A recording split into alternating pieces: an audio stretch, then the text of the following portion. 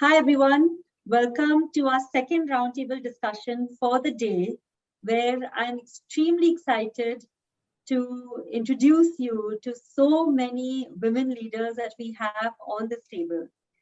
And with a very, very pertinent discussion topic today, which is on the why and how women leaders need to create a unique brand for themselves in the post-pandemic world. The reason why we chose this topic specifically was because of a Harvard study that we found, which said that there's a substantial gender gap in self-promotion. Women systemically provide less favorable assessments of their own past performance and potential future ability than equally performing men. It found that men rate their performance 33% higher than equally performing women. Now, there's no debate required about the fact that the pandemic seems to have negatively affected more women than men. And that's something that we've been discussing through so many different discussion topics today. Women have traditionally always shied away from brand building. And as pointed out by the Harvard study also. But can we afford to do it now? Is it not more pertinent now than ever that women create a unique brand for themselves? Let's discuss all of this on the table today with so many women leaders, many of whom I'm very proud to tell you are members of the Herky Club, JobsForHer's club, where women become leaders together. To get started, I'd love to get our women leaders today to introduce themselves with one line telling us about what their unique brand is. As a moderator for this event, let me start first. Hi, everyone. I'm Neha Bagaria, and my unique brand is that I am a mother, I'm a wife, a Wharton grad, and a social entrepreneur. Someone who founded Jobs for Her after taking a break in her own career and then restarting it, to ensure that so many other women can start, restart, and rise in their own careers. So let's hear from the other ladies on this table. Shonali, can you introduce yourself, please? Hi, Neha. Thanks for inviting us here. My name is Shonali, and I'm a content and communications professional. My personal brand is that I'm a former business journalist with a specialization in startup coverage. I stand for women empowerment, and I am a huge networker. I also belong to two very prestigious colleges, Lady Shri Ram College in Delhi University and Asian College of Journalism from Chennai. Wow, that's fantastic, Shonali. Thank you for joining us today. And I must say, it's great to hear those words from a woman saying that I'm a great networker. So kudos to that. Thank you. Richa, can you introduce yourself, please? Sure. Thank you so much, Neha, and everybody who's here. So, hi, my name is Richa Tibarewal. I call myself a digital nomad. I have an IT background, but I call myself a very proud multitasker. So I have a day job where I'm a project manager, but apart from that, I co-founded the Bulletin Box, which is a media publishing platform. And as a woman, I have co-founded this, so I'm super proud of that as well. And apart from that, I'm super passionate about empowering women and driving a mindset change among the women across industries. And I've traveled almost like 20 plus countries for work. So this is something I feel that it's important as a brand. Thank you. That's amazing, Richa. Thank you for joining us, and thank you especially for joining us from Singapore. It's great to get very different perspectives on this table also here today. So thank you for that. Zara, can we hear from you? Yes, thank you so much, Neha. I think if I had to introduce myself, I'd say I'm a mom to two, an engineer by chance, but a content entrepreneur by choice, and a strong believer in the power of content and storytelling. So yeah, that's me, Zara Kanchwala. Fantastic, Zara. As a storyteller, I'm sure you'll have a lot of great insights to share with us on creating a brand. So thank you for joining us today. Thank you. Geetha, can we hear from you? Hi everyone. It's great to be amongst all of you, and thanks for this opportunity, Neha. This is Gita Chandrasekhar. I work as Vice President of Engineering in NextGen Healthcare. What is unique about me? Of course, I'm a mom to two. I'm a wife, a proud daughter to a proud parents, and then I very actively work in theater, and I'm a playwright. So that keeps me busy and occupied and helps me satisfied with my creative juices flowing. However, if I want to term myself, I am a very highly opinionated engineer who does not shy away from voicing out opinions. So that's my unique brand. Wow, I love it, Geetha, and I'm really looking forward to hearing your opinions on this table today. So thank you for joining us. Pushpalatha, can we hear from you? Hi, yeah. Hi everyone. Happy evening. So this is Pushpalatha, co-founder and director of GarbhaGudi group of companies. I'm an operations specialist in healthcare with holistic and humane approach towards healthcare industry. I'm on a mission to support healthcare entrepreneurs to build sustainable and scaling enduring healthcare enterprises. I'm also president of Iron Lady community, and I'm a board member at Stratist, supporting organizations to build powerful board for themselves. And I'm also a Guinness record holder for conducting the largest health awareness campaign for women and senior citizens. That's a strong brand, Pushpalatha. I love that. Thank you so much for joining us today. Aparna, can we hear from you? Hi, Neha. Hi, everyone. So I'm Aparna. I am an unapologetic feminist, an ardent environmentalist, and advocate of plant-based diet and veganism, who also moonlights as a social entrepreneur and a co-founder of an investment business in India that supports early-stage plant-based businesses, while working towards making women be seen in wherever women need to be seen and where they haven't had a place. Brilliant. Aparna, that means you're going to be able to share a lot with us on how we can get women to be seen and why we should. Thank you for joining us. Anita, can we hear from you? Hi, Neha. Hi, everybody. First of all, thank you for having me over here. And I'm super excited to be sharing the table with these awesome women. With every introduction, it's been like, wow, I made the right choice to be here. I'm with GE Healthcare. I'm a senior director for data and analytics with GE.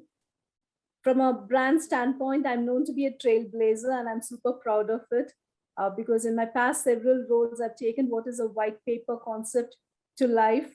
And in many cases, it was believed to be something that will never exist, which I've made happen. So I feel super proud about it.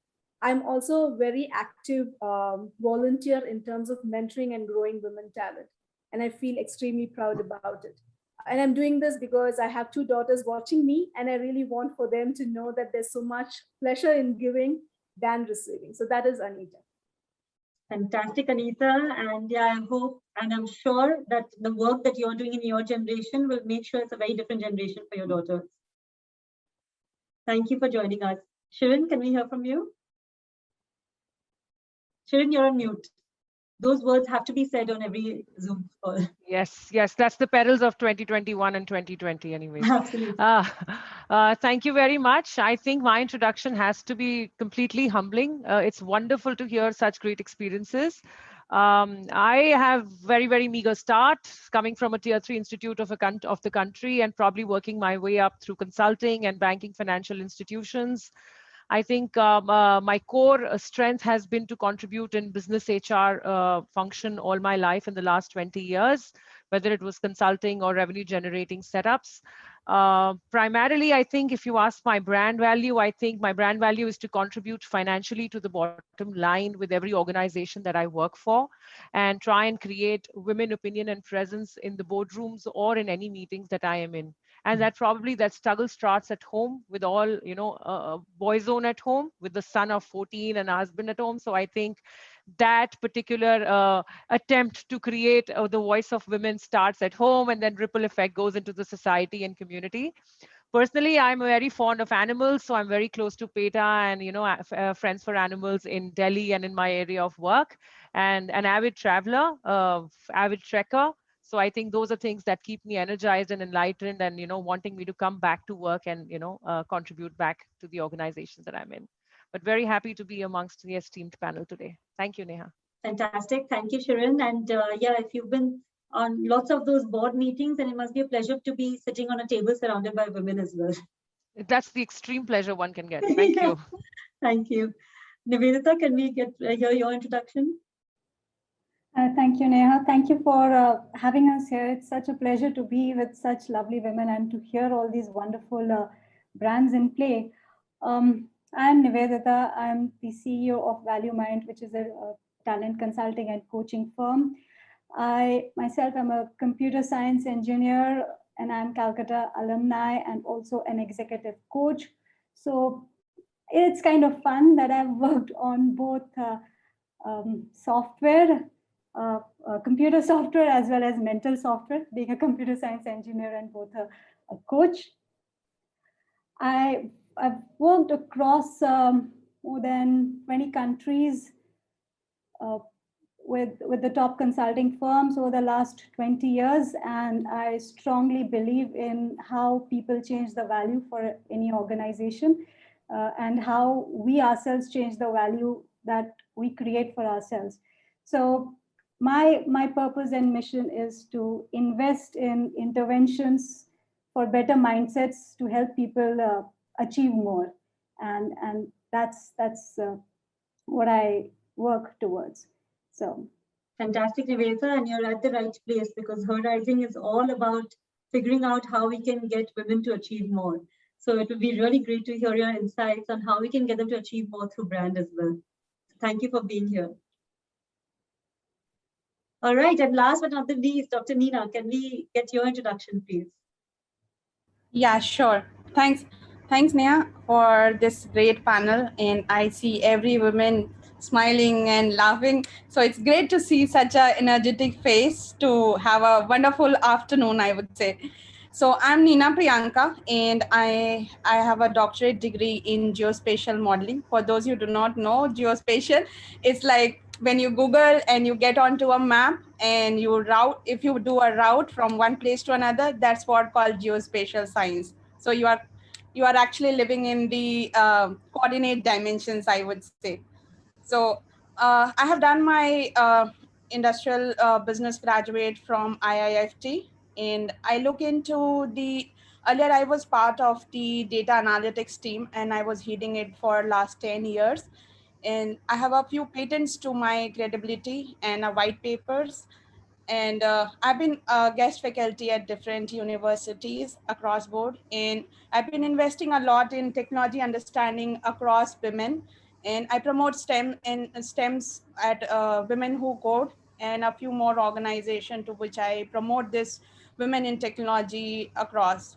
So that's brief about me, and That's Precisely fantastic. have been supporting me in all my efforts, and that's why I'm here. So thanks to Precisely and you and every woman in this room, I would say. Well, thank you, Dr. Nina, and I'm so glad you joined us. I'm really looking forward to our conversation. Thank you for being here. Thank you so much. All right. Wow. Now I think the audience realizes what a power-packed panel we have today. And I'm really excited to get the kind of insights we can get from all of you. So I have a few questions for all of you, and let me get started with Geetha. Geetha, over your 2 decades long career, you've held several leadership positions, and you've built many teams from the ground up. Even in 2021, it's not commonplace, though, to see a woman in leadership, and especially in the tech field. How important was it for you to have a personal brand for yourself? And do you think this has become even more important in this post-pandemic world? Yeah, thanks for the very relevant question, Neha, and you've heard that I have opinions.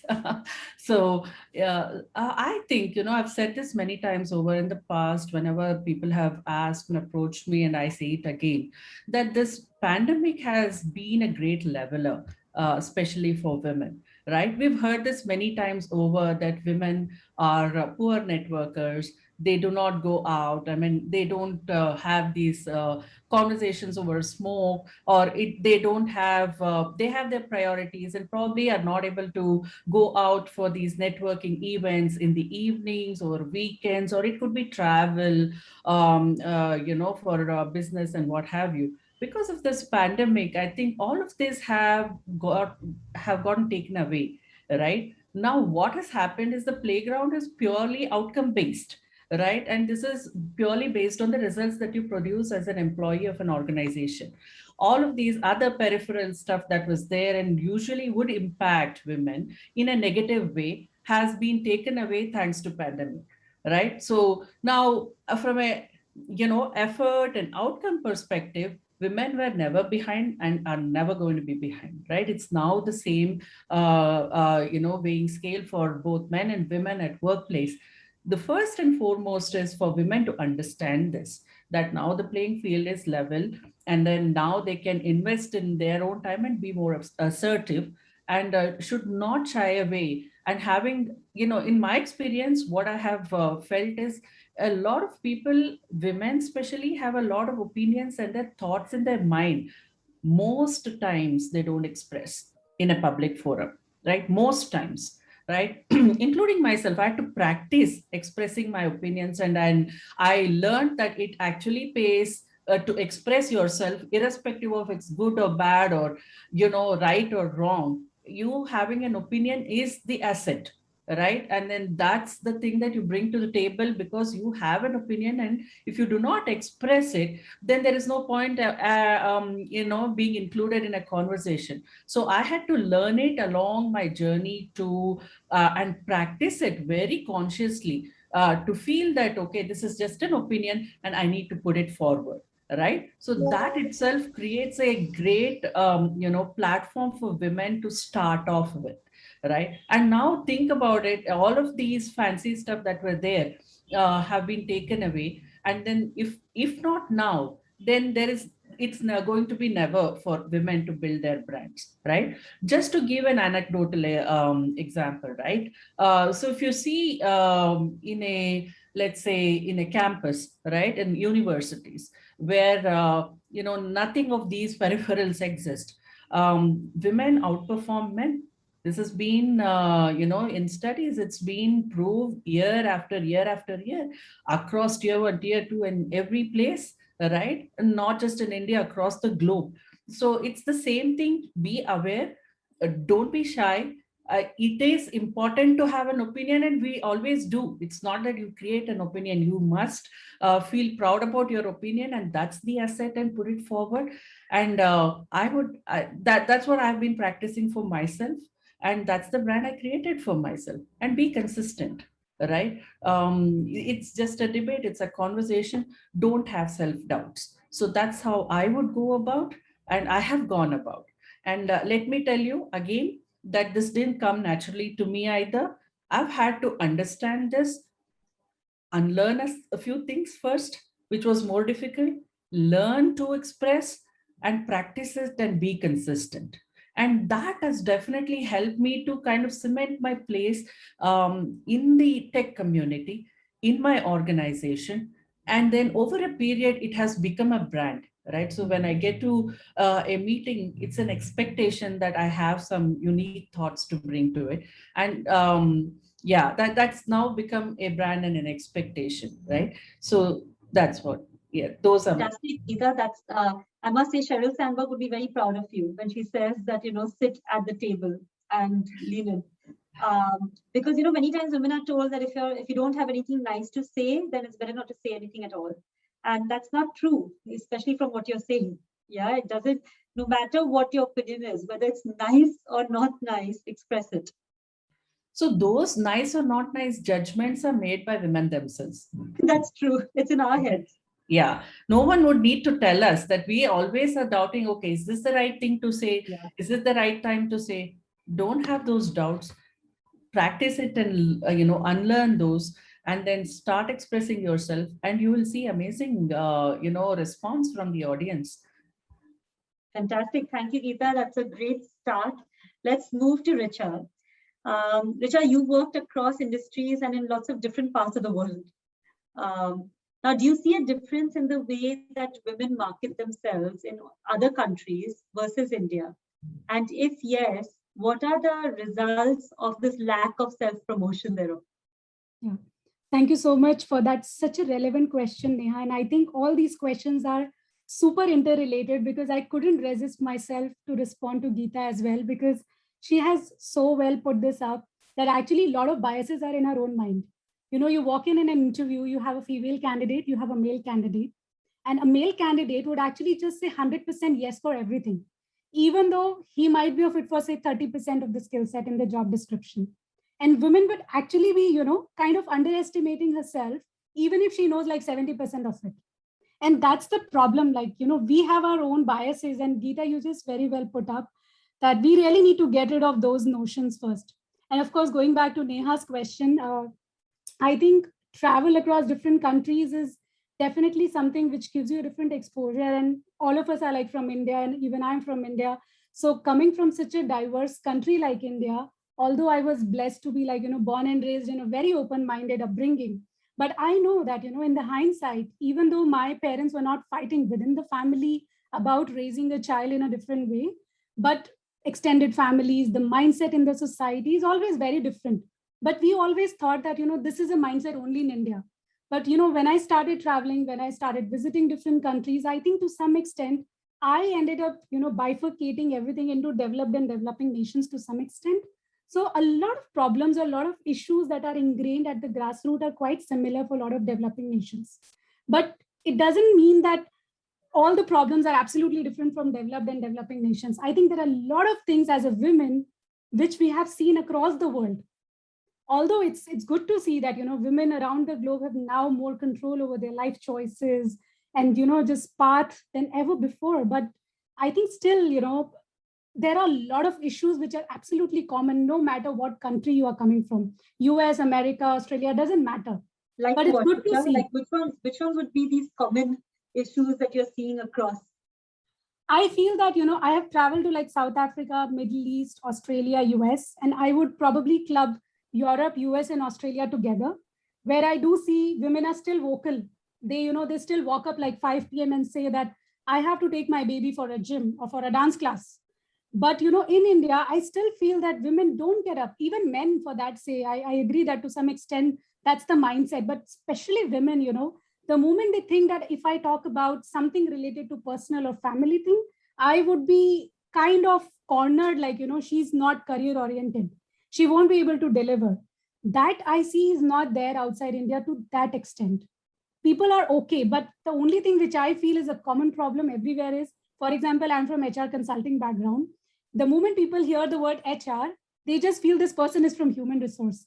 They don't even bother it's a consulting or whatever. They're like, you know, can you refer a resume? Or do you just guys, you know, do that festival celebrations and everything? It's not that financial consulting or supply chain consulting is a man's role and, you know, HR consulting is a women's world. There's nothing like that. But this is a problem, I think, everywhere. But even if you walk up in a room, like in any country, I think every woman has somewhere or the other gone through that biases, because that I think is ingrained like across the globe.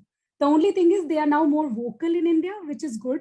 We are still kind of moving from like traditional life milestones to maybe, you know, chosen life stages, which is great. But this is just the start of a sweeping change, I feel.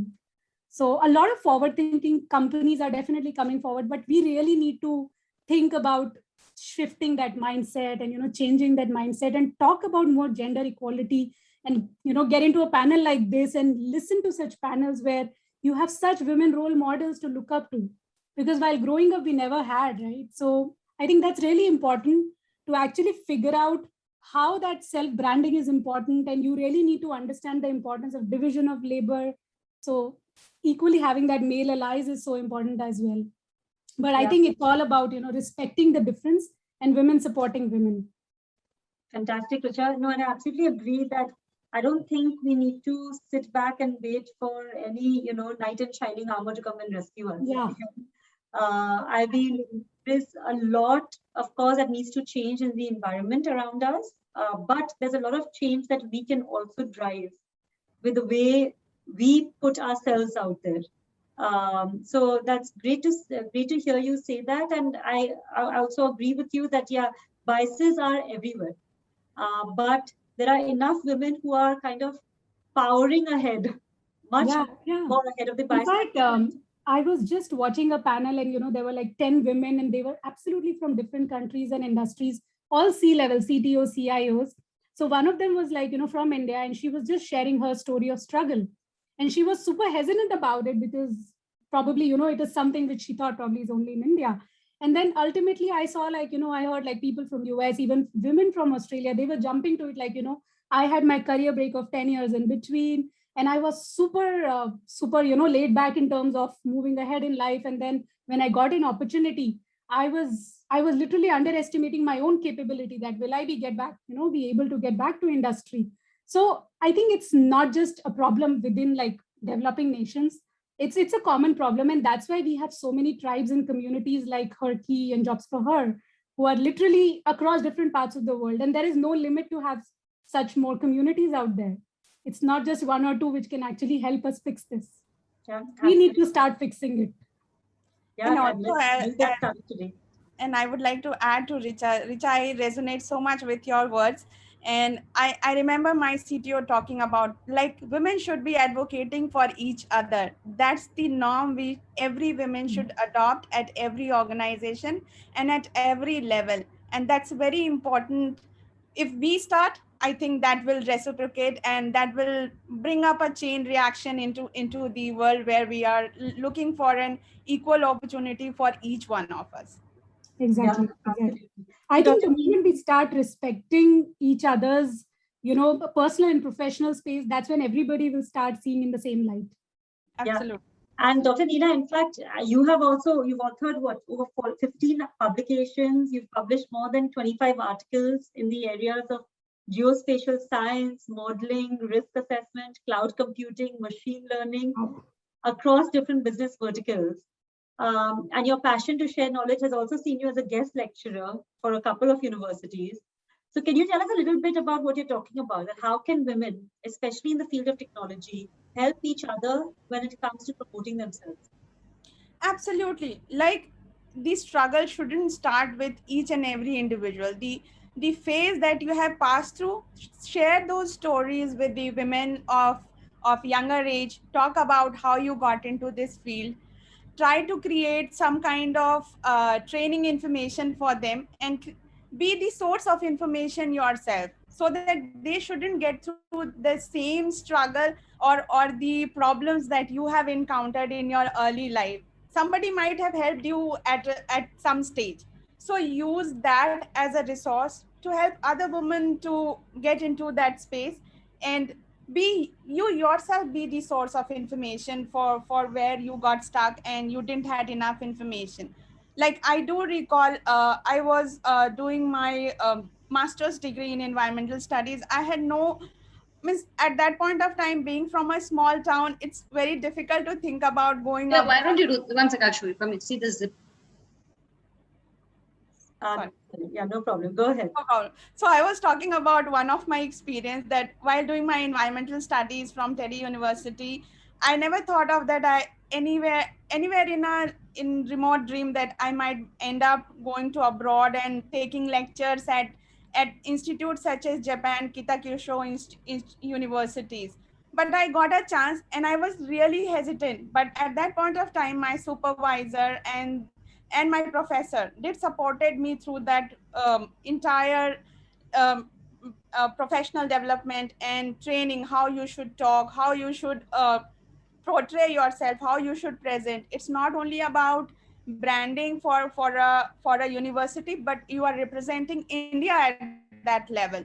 So those information, if you try to pass on to your younger students or your colleagues who are looking for you to reach to that level, or who look up to you every day, even it could be person next neighbor to your door. So why not talk about those things and let them know how you can overcome this burden of keeping things to yourself, or if you are shy, try to talk to them, try to communicate with them. That's how I have learned from people, and that's what I advocate back to my people. So this is how the chain will go up and down, and that's what I would say. Yeah, and there's a lot to be learned from hearing about such journeys. So thank you very much for that, Aparna. Anita, you have had to your credit also multiple first of its kind initiatives that you have led. But in this illustrious career of yours, did you ever face any times when you felt sidelined by others? And if you did, then how did you shine through and how did you showcase your own personal brand? I would start by saying it's all in our mind, because there have been times that I've come back feeling so disappointed, especially when you put an idea that is not conventional, right? You're talking about doing something that has not been tried. It is never accepted in the first go, right? It's not anything, it's got nothing to do with the gender, right? It's because it's a new idea and there is a risk involved in it. And the appetite for risk varies from one person to another, right? So there have been multiple such instances. And that's why I think, connecting that back to the brand is so important, right? The first time, maybe, people don't believe that you can pull it through, but then once you kind of create that brand around, hey, this is somebody who will have a good say-do, and they're known to kind of do things first of its kind, trailblaze through challenges. And then, the more you walk the talk, not just put it on paper, but really do it, then, there is a lot of confidence that you're establishing to your brand. And then people start trusting you, even if it looks very unlikely that you will reach your destination, because they know there is a lot of passion that will fuel this journey, right? And you're not going to give up in between. So your number of sponsors and the circle of influence widens. So the initial few jobs that I did where I had to do something first of its kind were very, very difficult. There have been times that I couldn't sleep because I'm like, I've committed to this and I don't know if I'll be able to pull this through. And, the kind of sponsors I had was very limited. But it started expanding, and the consecutive roles that I took were, all fueled by how I did my previous roles. And, it's really interesting because sometimes they create roles that never exist, right? And you are constantly evaluated towards those roles. And what really comes to their mind, whoever is recruiting for these roles, is who can be one person who's not like 100% fit, but who will be able to do this role, right? Who will be able to really get this done. And during those times, if you are able to be on that list, I think that's job well done, because it talks to your credibility. Yeah, there have been disappointing moments, and it's okay. I always say it is okay to be disappointed. It's okay to cry. It's okay to break down.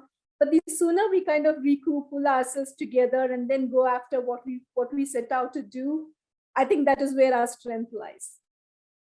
Yeah, absolutely. It's not just a rosy walk ahead. There will be enough thorns in the path as well, but you got to keep moving on.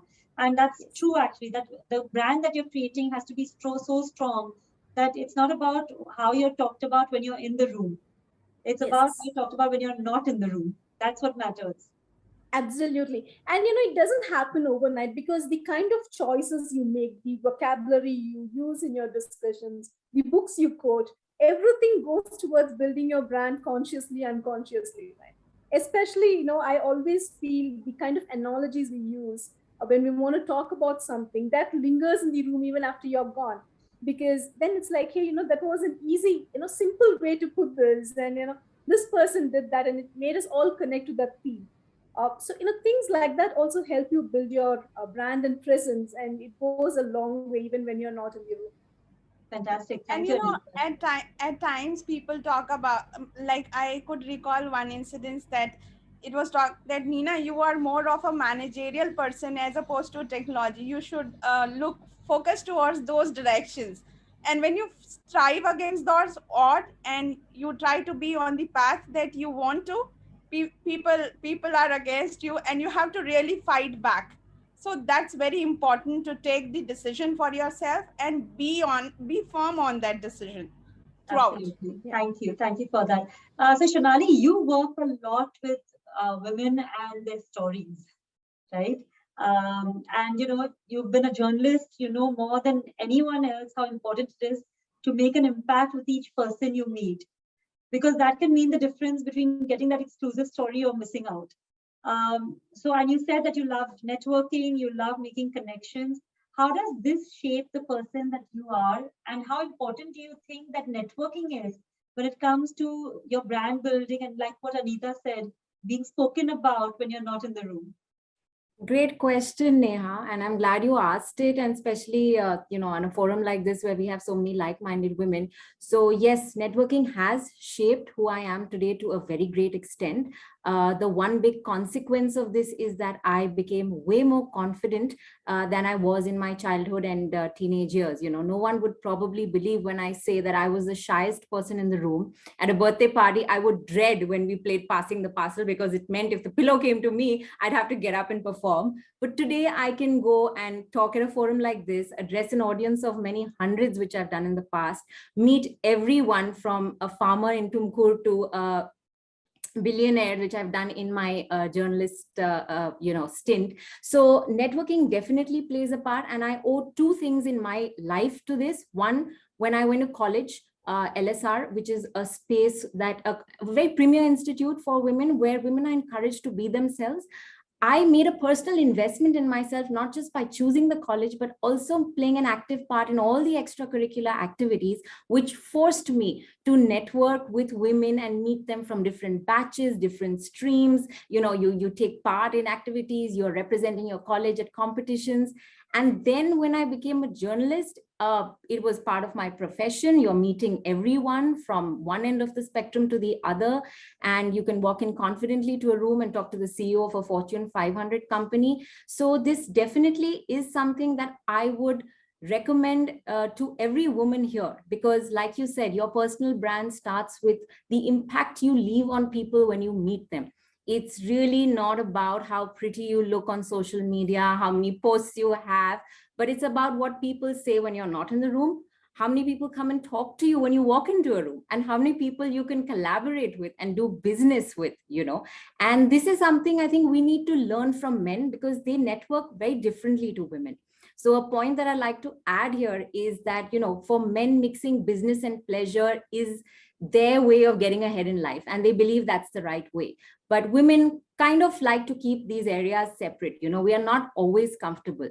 And if you see how men, they carry their networks from college, they move with those same boys and they go up and climb the professional ladder, and these become these boys clubs in large corporations. But for women, this is not something that we do actively. And I think it's very important that you start networking from a very early stage in life and make sure you nurture these connections and carry them forward. Because who you are, it's like there's a very popular saying, it's not how much you know, but it's who you know. Your network is your net worth. So I think for me, it's been a big part of my journey. And especially when I became a consultant and I was working as a silo, I continued this, and it made it very important for me to go out there few times a month, 2 conferences, 2 events, meet people, and keep striking that connection, because it's the only way I was able to even get more business for myself. So it was not only about meeting new people, but also even going back and saying hi to people I knew. And today, every client of mine is someone who's known me from maybe 10 years ago. So I think the payoffs are great. And this is something I would leave with every woman. And if you have daughters, please encourage them to go out there and be seen. I absolutely love that, Shanali, because that's something that women always put on the back burner. And again, when we're talking about women in leadership, to get to those leadership positions and keep rising, networking is really key. In fact, I wanted to share with you that when I graduated from Wharton, we had our first female Ivy League president was during my year at Penn. Her name was Amy Gutman. And in our graduation speech, I still remember so clearly, she said, and remember, students, in life, it's not about who you know, it's about whom you know. Exactly. Yeah. So that is extremely important, and we need to actually spend time in building that right brand and then using it to our advantage in networking with people who will finally push our careers ahead. Absolutely. And I just want to add on a thought there, Neha, and that's pretty much probably me and could be a ripple effect of the other women as well. We, so women have this core DNA of multitasking all the time, right? And this is so integral to us. See, I see so many smiles and nodding because we all relate to it. And of course, we do that better. So like Shanali said, right, you network, you meet people, you leverage. But I think quite a few of the times we tend to sort of shy away on utilizing our network. So, we reach to that nth point of that last relay race, and then we say, and then we shy away from utilizing it. Maybe because we are inherently not that mindset of being, exploitative. In fact, for the lack of a better word, I'm saying that I don't have any other word in my mind, but we may not want to use it as a quid pro quo in that situation, right? We might just say, oh, it's a relationship. But I think it's very, very important and integral in the corporate world, if I have to say, that if you are in an enabling position, you're in a position to enable the environment, you're in a leadership role, you've got to run hundreds work streams together, it is very important to leverage that network to your advantage. Yeah. It's not just about knowing people and, becoming popular. It's about how you can create those symbiotic relationships to advantage yourself as well as give it back to the community. So I think that last leg, it's always both ways. Yes. Yeah, that last leg becomes very important and tangible then. Like pay it forward. Like first go and tell a person how you can help them and nurture those connections, and then they're going to pay it back to you one day. Fantastic. So Shireen, as a senior HR leader, how much importance do you place on how well an individual, like a candidate, is able to market themselves and speak about their achievements when it comes to deciding on hiring them or not? We have in our audience a lot of women who are looking at potential job opportunities, potential career moves. Is there any such thing as over promoting yourself? So, when Anita said analogy, I was relating it to myself. I'm very anecdotal when I'm talking. I pick up movies quotes, I pick up film stars. I do a lot of paraphrasing.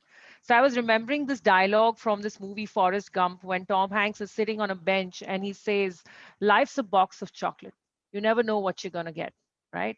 And actually, for women, that holds absolutely true. Could be for men as well, but I hold it very true as my gospel.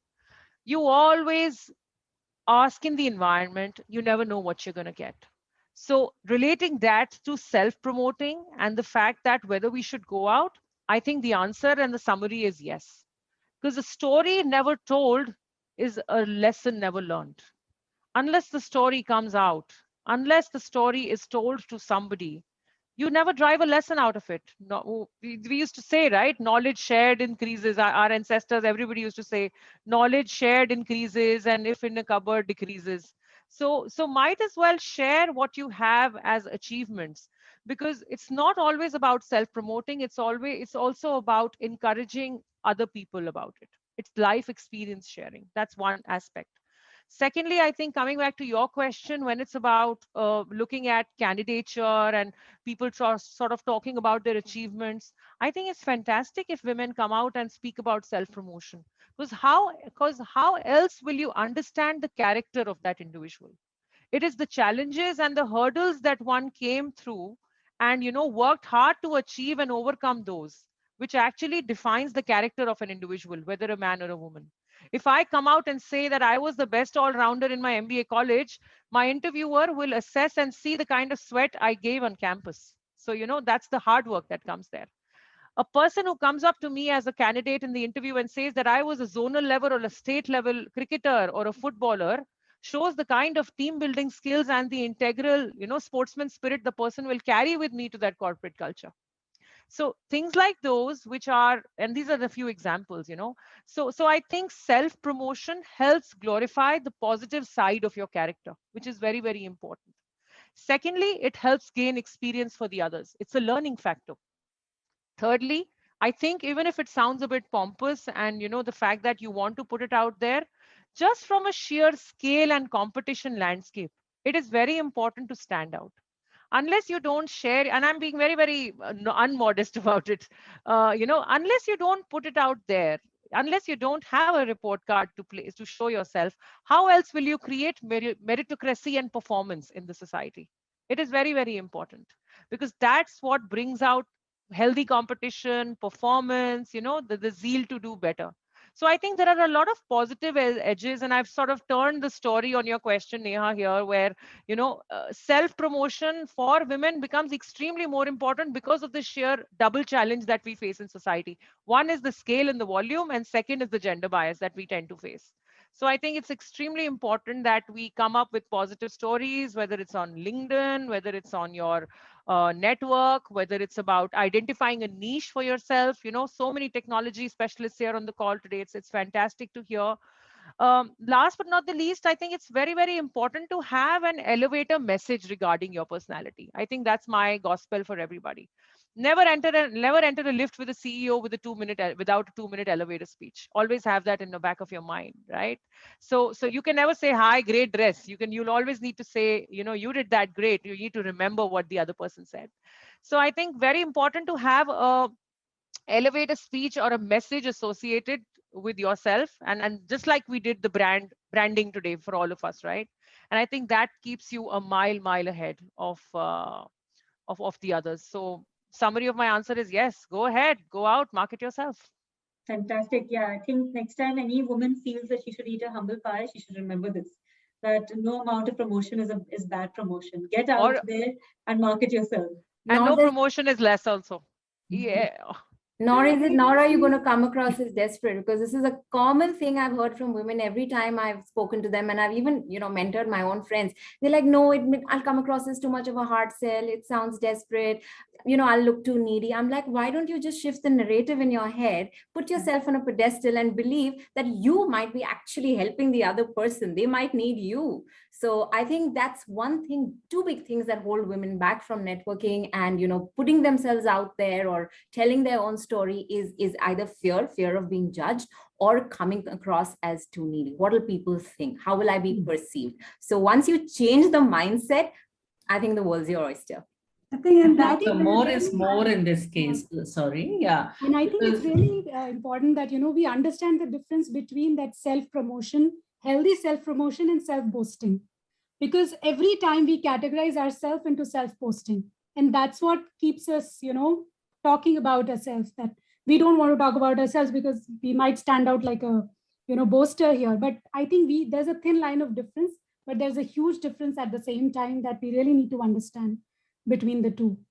Right. I have hardly come across any woman who has boasted, because it's, you know, I think what they usually think is that, okay, I've accomplished this, but this is part of my job, right? So there is nothing great to talk about it. I think that's a very common mistake people do, right? This is a part of my job description. This is my role. I've just performed my role. What's there for me to talk about it is most commonly what I've heard. But it actually helps to talk about what you have accomplished, because, you know, cumulatively, when you see, you know, at the end of 6 months or 1 year, it's so much. And we hardly pause and reflect back to even celebrate our own wins, right? We are just running at such a speed that I can talk for myself that I keep looking forward and see, oh, there is so much more to do.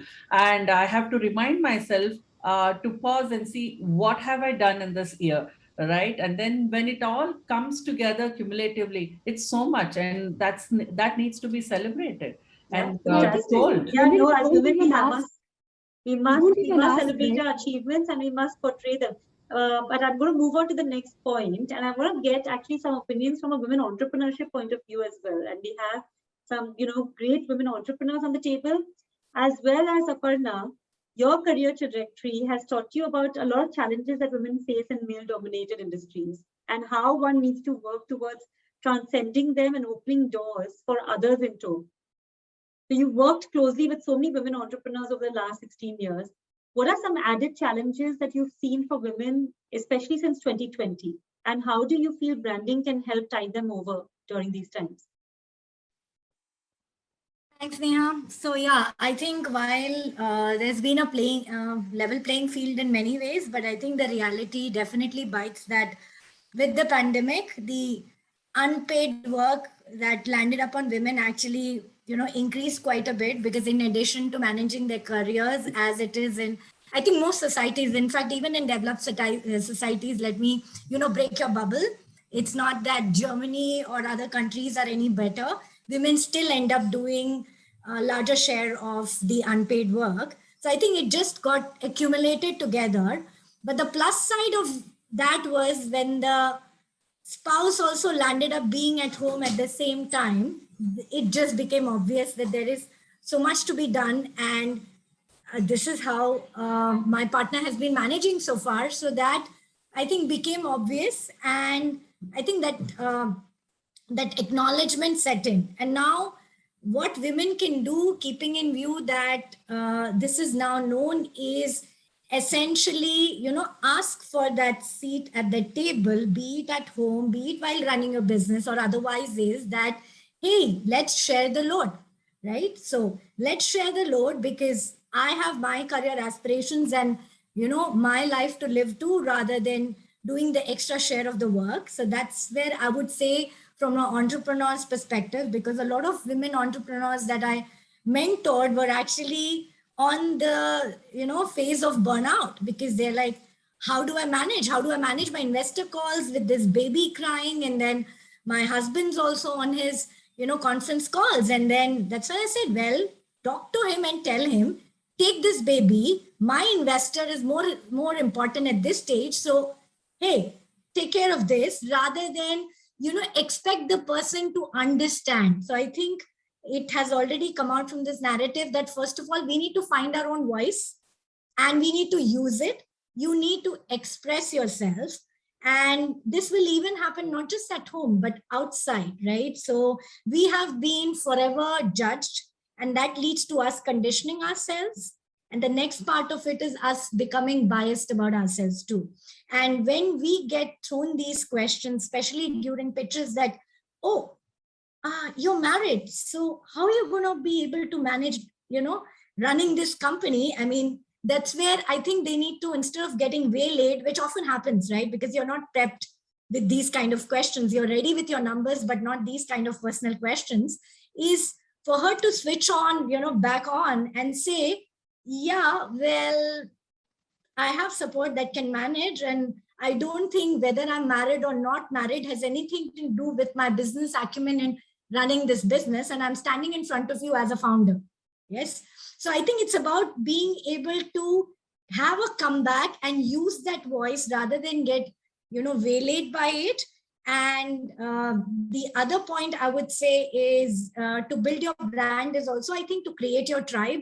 So what you also need to do is find fellow women, because men were always very good at having that boys club, right? You will know the white man's club and this club. So I think we women have to have our own tribe. We need to create that sisterhood where you then create a support system where, first of all, we share our learnings like we are doing here, right? Share our lessons, mistakes, etc. And then become that platform and pull other women along, right? And honestly, that's how, because no one comes with everything planned out. Yeah.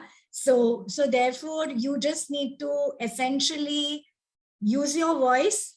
And I think everyone's already expressed it, is please be willing to make mistakes. Nobody ever got it right the first time. You're not going to have the best, pitch ever. You're not going to have the best conversation in the first go. It's okay to be wrong. And that's where I think there's a page we can take from men's book, is they are okay, right? They mess up and they are fine with it and they get on with it. I think we need to be kind to ourselves, and with a few mess ups, we get on and we get better with every interaction. And I think that's how you have to learn by doing.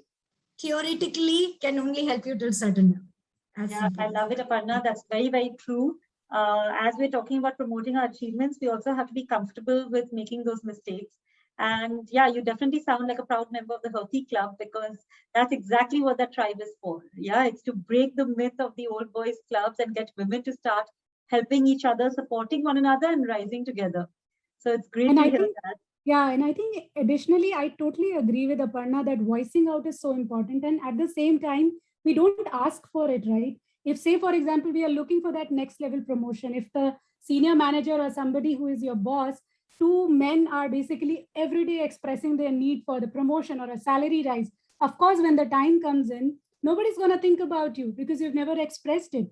So that asking out is equally important. Unless we voice it out, how would the other person know?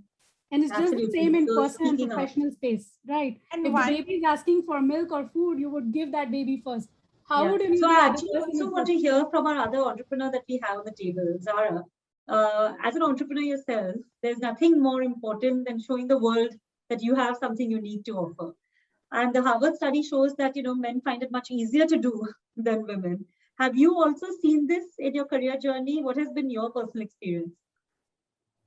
So thanks for bringing this up, Neha. I think there are too few women entrepreneurs out there, too few women entrepreneurs who are taken seriously, and too few of them who attract funding, right? So coming to your question, I think to show the world that you have something unique to offer comes more naturally to men. Yes, I have witnessed that. And I think it all boils down to having that conviction and confidence.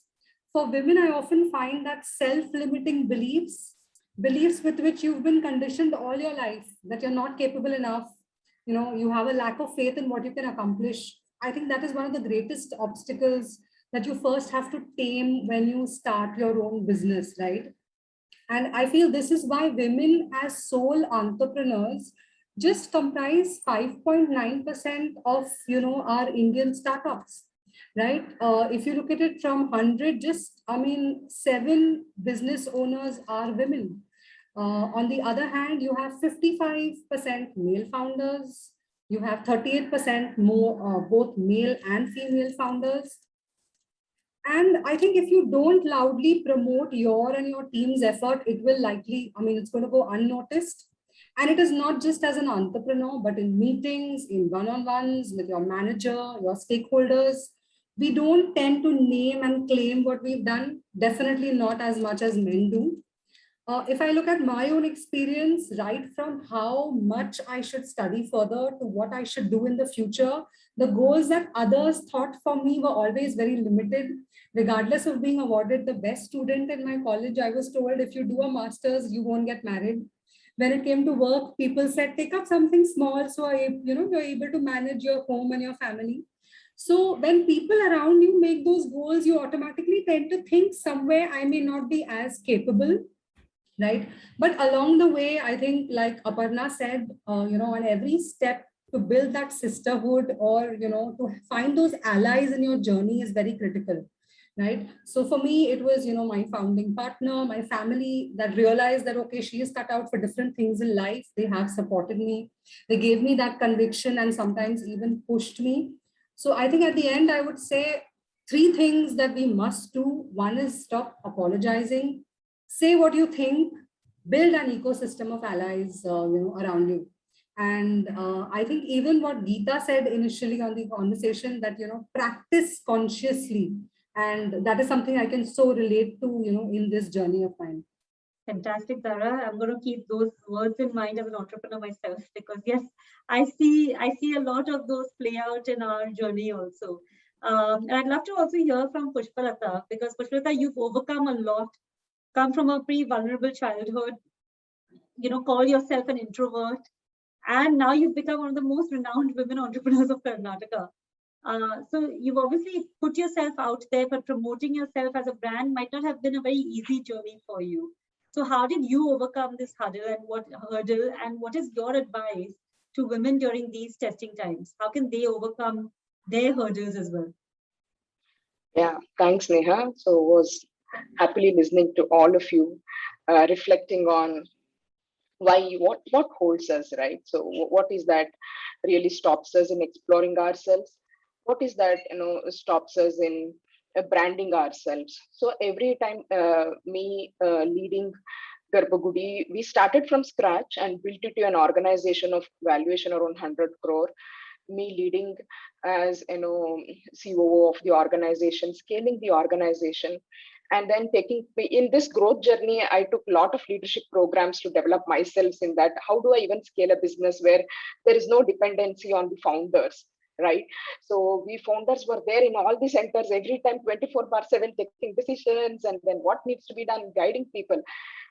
When the organization was at the 5th year, I just really felt what is that we need to do to build second line of leadership, people who are capable of leading. So as a part of that, I took few leadership programs, and one program by name Iron Lady Leadership Development Program, which I took, made a huge difference. in me knowing what are the core causes why women do not, explore themselves at an early age, and what is that stops us. So I just thought I summarize all your inputs, and then as you people were discussing, I just summarized and then made a very quick deck which I just thought, if you just give me screen sharing 1 minute, Neha? Sure. Yeah. Pratisha, will you be It's able to just help one simple deck which all of us we said now that I just show as simple deck here. One slide. Pratisha, will you be able to help with that? Yeah, chalo, no worries. So if by the time, Pratisha does, so I just thought it is, and I also share this in my programs when I mentor women working professionals and entrepreneurs in what is that stops us, right? It is the 5 Ks of life, I call it as. That is, know yourself. Biggest challenge, for all of us is that we do not explore ourselves at an early life, right? So it is this, I call this as the sutra for great branding and holistic well-being. So know yourself, definitely know what are your limiting beliefs, right? Why is that? Why it stops us to explore ourselves? What are your crucibles, basically? Like Neha was sharing, you coming from a very, emotional childhood and a lot of challenges. Initially, when I was introvert and then not expressing much, but later from engineering to healthcare, being, leading healthcare organization was a great, journey for me to develop myself. So know yourself was a fantastic thing. I started, reflecting on me. Why do I don't, explore myself, or what is that stops me taking bigger risks in life? So just understood that there were few limiting crucibles which I was going through. Then I dealt with it powerfully. So that made organization grow, that made myself, I grew, started branding myself.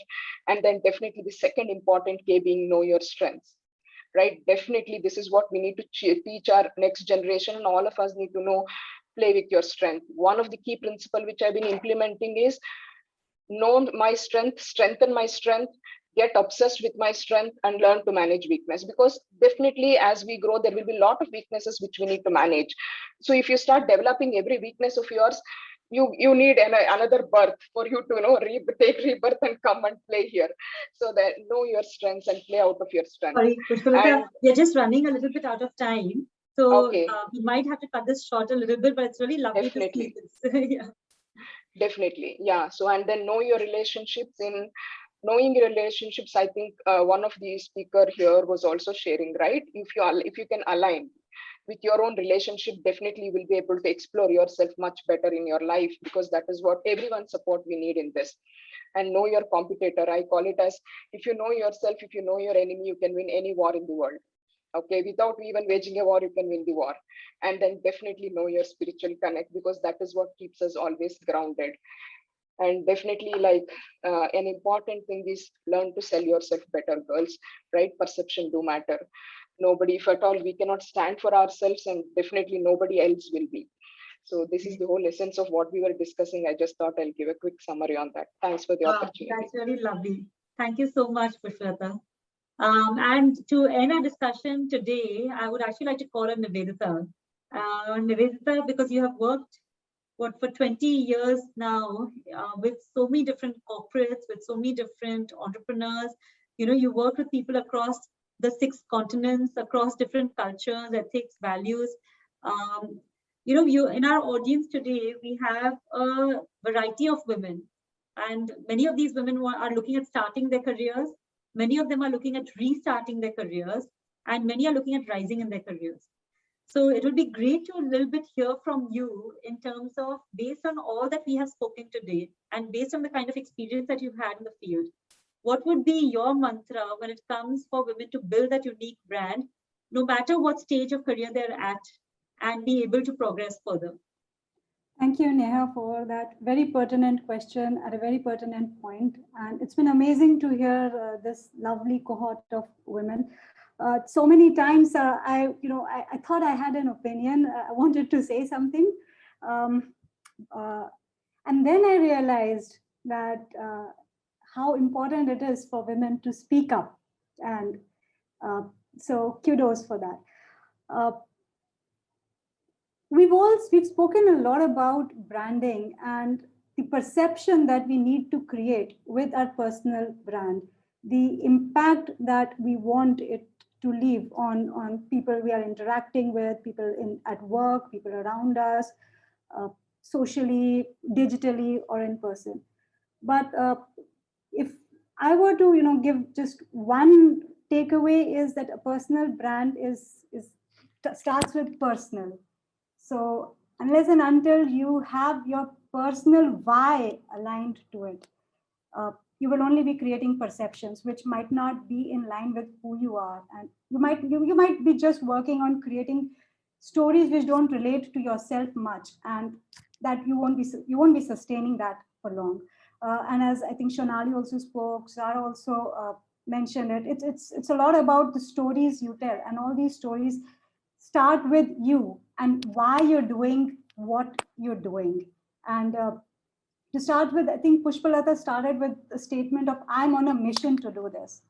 And a lot of us referred to, we hold ourselves back. What is holding us back from networking? What is holding us back from speaking up? And it's because you don't have a strong enough personal why, a strong enough drive of why you're doing it. What's the impact you're going to create by doing it?